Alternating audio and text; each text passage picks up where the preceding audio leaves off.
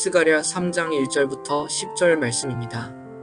주님께서 나에게 보여주시는데 내가 보니 여호수아 대제사장이 주님의 천사 앞에 서 있고 그의 오른쪽에는 그를 고소하는 사탄이 서 있었다. 주님께서 사탄에게 말씀하셨다.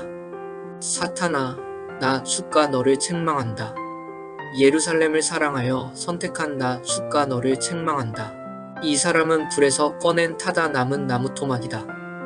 그때 여호수아는 냄새나는 더러운 옷을 입고 천사 앞에 서 있었다.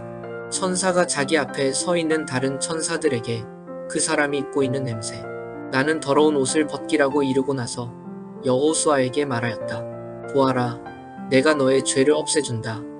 이제 너에게 거룩한 예식에 입는 옷을 입힌다. 그때 내가 그의 머리에 깨끗한 관을 씌워달라고 말하니 천사들이 그의 머리에 깨끗한 관을 씌우며 거룩한 예식에 입는 옷을 입혔다.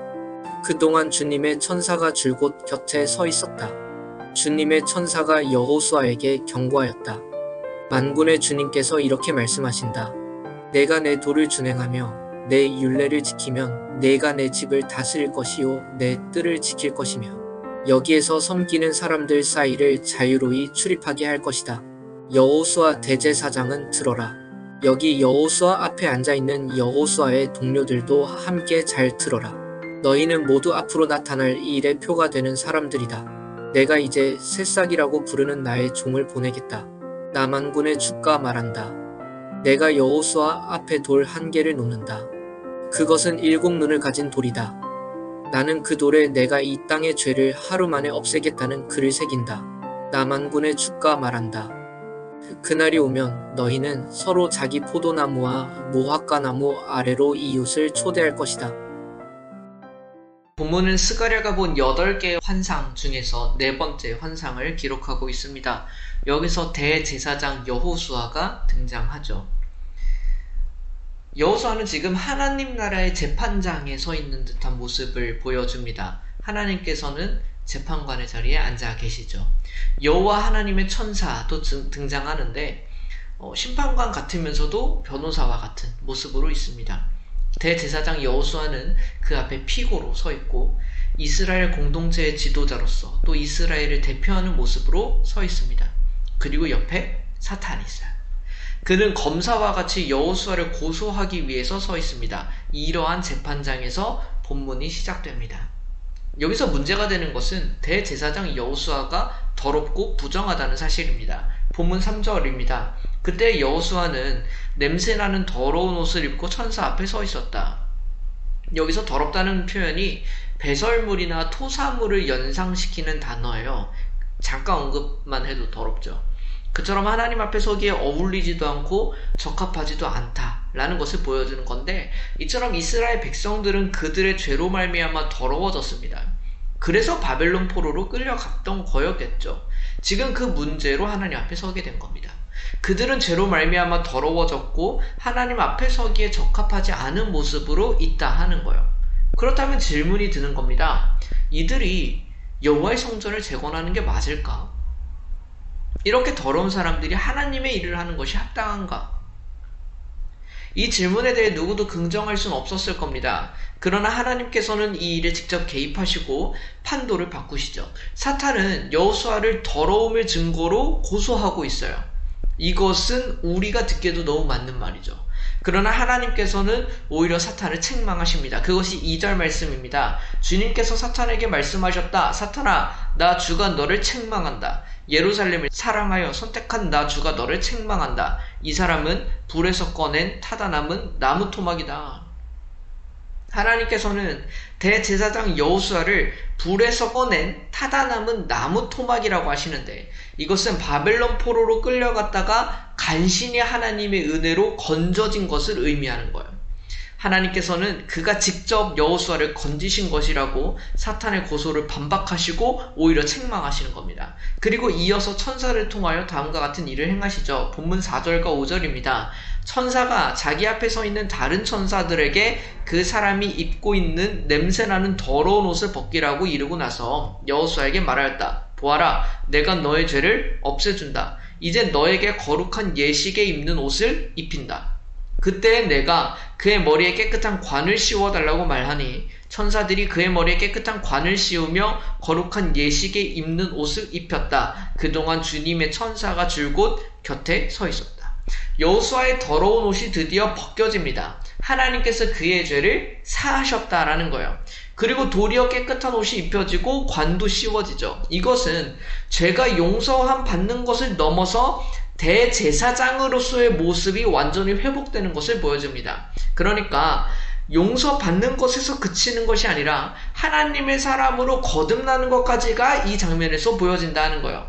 그리고 나서 하나님께서는 7절의 말씀을 주시죠. 만군의 주님께서 이렇게 말씀하신다. 내가 내 도를 준행하며 내 율례를 지키면 내가 내 집을 다스릴 것이요 내 뜰을 지킬 것이며 여기에서 섬기는 사람들 사이를 자유로이 출입하게 할 것이다.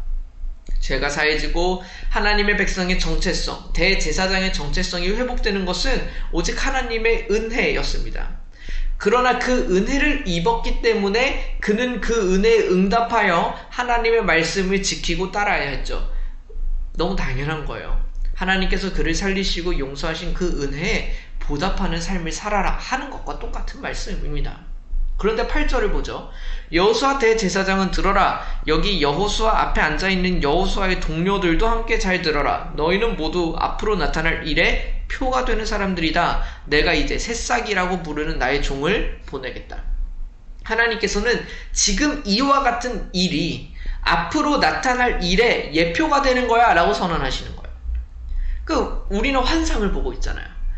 물론 하나님께서 이스라엘의 죄를 용서하셨고 그들을 다시 받아주셨고 다시 하나님의 백성으로 하나님의 나라로 살아가게 하셨죠. 그게 바벨론 포로에서 돌아와서 성전도 다시 짓고 성벽도 다시 짓고 예배도 회복되는 그 장면들이잖아요. 그러나 어떤 것도 없이 그저 그렇게 하실까? 하나님께서 과연 그 어떤 과정과 대가도 없이 죄인을 의인으로 바꾸시고 거듭나게 하시는 걸까? 이에 대한 이야기를 해봐야 되는 겁니다. 하나님께서는 싹이 나게 하실 거래요. 그의 종을 보내실 겁니다. 이는 모두 구약에서 메시아를 상징하는 단어들이죠. 뒤이어 돌 한 개가 나오는데 이 돌에 대한 정확한 실체는 불분명하지만 그러나 그 돌에 새겨질 약속은 명백하죠. 내가 이 땅의 죄를 하루 만에 없애겠다. 그럼 뭐가 보여요? 싹을 얘기하고 종을 얘기하고 죄사함을 이야기하고 이 모든 것이 예표다. 우리는 예수 그리스도의 십자가 사건을 알고 있어요. 예수 그리스도께서 싹이시고 종으로 오시는 메시아임을 알고 있습니다. 그리고 이 일을 행하시는 거예요. 죄를 단번에 해결하시는. 무엇으로? 그의 죽으심으로. 그래서 하나님은 이 모든 일이 예표라고 말씀하십니다. 그날이 오게 되면 사람들은 10절과 같이 될 겁니다. 나 만군의 주가 말한다. 그날이 오면 너희는 서로 자기 포도나무와 무화과나무 아래로 이웃을 초대할 것이다. 평화롭고 안전하며 풍족하게 된 삶, 회복된 삶을 이야기하는 겁니다. 하나님께서는 그 속죄가 이루어졌을 때 예수 그리스도로 말미암아 우리의 죄가 씻겨지고 하나님의 백성으로 회복된 모습을 이렇게 묘사하시는 것 같아요. 오늘의 본문을 4가지 정도로 좀 정리해 볼 텐데 먼저는 우리의 모습이 더럽다는 사실을 시작합니다. 사실로 시작합니다. 겉으로 보기 하나님의 백성이어도요. 하나님 앞에 우리는 설 수 없는 부정한 존재입니다. 죄로 더럽혀진 죄인일 뿐이라고요. 그리고 우리는 우리 스스로를 깨끗하게 할 수 없어요. 더러운 손으로 얼굴을 닦으면 더 더러워지는 것처럼 이미 죄로 더럽혀진 우리는 우리 자신을 어떻게 해볼 수가 없다고요. 하나님께서 그런 우리에게 은혜를 베풀어 주시는 겁니다. 씻겨 주시는 거예요. 회복시켜 주시는 거죠. 본문 속에서 여호수아는요, 사탄의 고수 앞에 어떤 말도 할 수 없었습니다. 죄를 지은 게 사실인데요. 다만 하나님께서 은혜를 베푸시는 거예요. 그러나 이 모든 일이 예표라는 사실을 봤습니다. 스가랴는 이 일이 메시아가 오시면 벌어질 것이라고 전했을 거예요. 그의 싹, 그의 종을 통해서 하실 일이다. 단 하루에 우리들의 죄가 씻겨질 것이다. 그분이 바로 예수 그리스도시고 예수님께서 우리를 위하여 죽으신 그 사건을 말하는 겁니다. 그로 말미암아 우리가 다시 살게 되었다고요.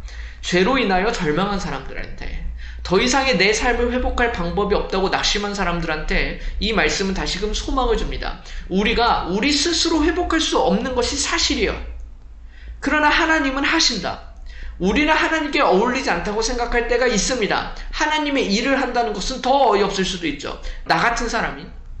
그러나 하나님의 은혜로 하나님께서는 우리를 그의 백성과 종으로 삼으십니다. 더러운 손을 깨끗하게 하셔서 그의 집을 짓게 하신다고요. 이 하나님의 일을 우리가 기억했으면 좋겠습니다. 하나님께서 우리를 위하여 행하신 이 일이에요. 수백 년 전부터 계획하신, 수천 년 전부터 계획하신 일이에요. 우리의 회복과 소망의 가능성은 그래서 오직 하나님께 있습니다. 하나님은 우리를 내버려 두지 않으실 거고요. 사탄에게 내어주시지도 않으실 겁니다. 도리어 우리가 꿈꾸지도 못했던 삶을 살게 하실 거예요. 그 삶에 대한 기대가 오늘의 우리의 삶에 가득했으면 좋겠고, 하나님께서 행하신 그 우리를 위한 일들이 여전히 우리의 삶을 가득 채우고 우리의 마음과 영혼에도 가득했으면 좋겠습니다. 잠시 함께 기도하겠습니다. 하나님 아버지, 저희들은 오늘 스가랴의 환상 속에서 여전히 예수 그리스도의 일을 보았습니다. 죄인인 우리, 그 죄의 고소 앞에 어떠한 핑계도 될 수 없는 우리, 그런 우리에게 하나님께서는 은혜와 자비를 베푸셨고 죄값을 대신 치르셨습니다. 핑계할 수 없는 죄 앞에 예수 그리스도께서 우리를 위하여 대신 죽으심으로 그 죄값을 치르셨습니다. 우리는 여전히 구약의 말씀 속에서 이 일을 이미 계획하신 하나님 아버지의 마음을 봅니다. 주님, 우리가 어떤 하루를 살아가든지 간에 하나님께서 우리를 위하여 행하신 일은 잊지 않게 하여 주옵시고, 어떤 희망과 소망이 없어 보이는 삶을 살더라도 하나님께서는 우리에게 기대와 소망을 두셨다는 사실을 기억하고, 스스로 회복할 수 없고 스스로 헤어나올 수 없는 그 고통, 그것을 아시고 하나님께서 친히 우리를 찾아오시고 친히 회복해 주신다는 사실을 간절히 소망합니다. 우리가 살아가는 삶 속에서 다시금 하나님의 은혜를, 또 하나님께서 우리에게 품으신 그 기대와 소망을 다시 한번 기억하고 품게 되기를 간절히 소원하며 예수 그리스도 이름으로 기도드립니다. 아멘.